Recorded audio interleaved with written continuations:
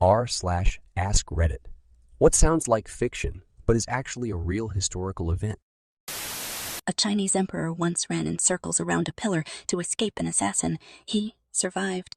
I'm hearing yakety sax in my head, and the picture is beautiful. And it's a time lapse. Some guy in Australia decided he wanted to hunt rabbits, but rabbits don't live in Australia, so then he released like 12 in his backyard, and now there's a F-ton of rabbits in Australia. The Glasgow Ice Cream Wars. 6 people died in a turf war over ice cream van routes. They were dealing heroin out of the vans. I love my city so much. As the plane lands in Glasgow, passengers are reminded to set their watches back 25 years. Frankie Boyle. In 2007, a paraglider got trapped in the updraft of 2 joining thunderstorms and lifted to an altitude of 10 kilometers. She landed 35 hours later, about 60 kilometers north of her starting position, having survived extreme cold, lightning, and lack of oxygen. Holy F, she almost went out of the troposphere. How many layers out from space is that? In the 1800s, there were street vendors in Egypt who sold ancient Egyptian mummies. Just lined them up on a street corner and sold them like they were umbrellas on a rainy day. English tourists would buy them to display as oddities. A town in France nearly danced itself to death in 1518 because of a dancing plague. That plague wasn't even an isolated incident. The longest piano piece of any kind is Vexations by Erik Satie. It consists of a 180-note composition, which, on the composer's orders, must be repeated 840 times so that the whole performance is 18 hours, 40 minutes. Its first reported public performance in September 1963 in the Pocket Theatre, New York City, required a relay team of 10 pianists. The New York Times critic fell asleep at 4 a.m., and the audience dwindled to 6 masochists. At the conclusion, one sadomasochist shouted, "Encore!" One sadomasochist shouted, "Encore! I found my real father!" I bet he waited 18 hours just to say that. The Great Stink of London in 1858. One summer, the heat dried up the River Thames where all the human waste went, and an unbearable smell pervaded throughout the entire city.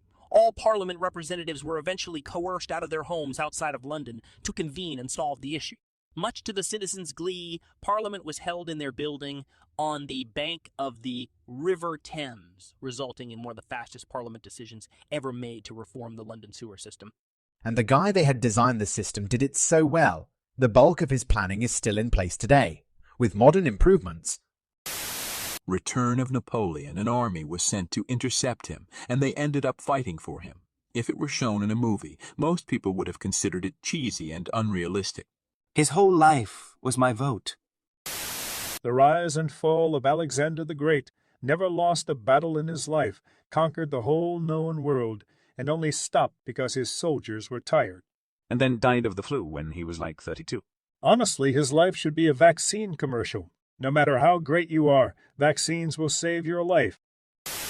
During World War I, the Germans sent Lenin back to Russia in a sealed train, calling him the most dangerous weapon that they had.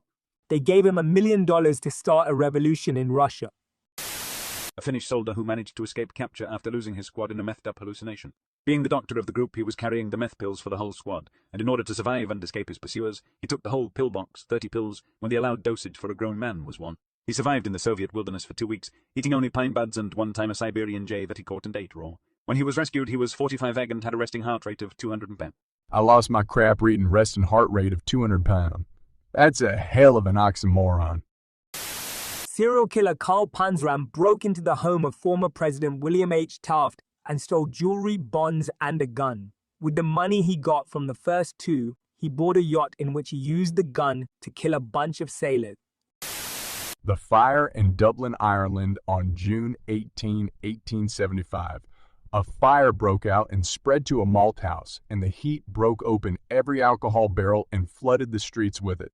The people of Dublin decides to drink the burning alcohol that is spreading in the streets, filled with litter and debris, and was lit really on fire. 13 people died not from the fire or smoke, but from alcohol poisoning they got from drinking the street whiskey. The Second Punic War has all the makings of a great story.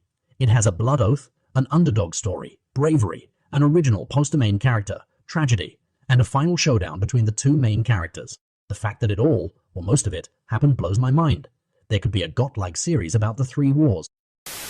Vesna Vulovic fell from a height of 10,160 meters and lived. She holds the world record for surviving the highest fall without a parachute. There are also, if I recall correctly, only 7 known people to have survived with no chute over 5,000 meters. That's 7 more than expected, dear.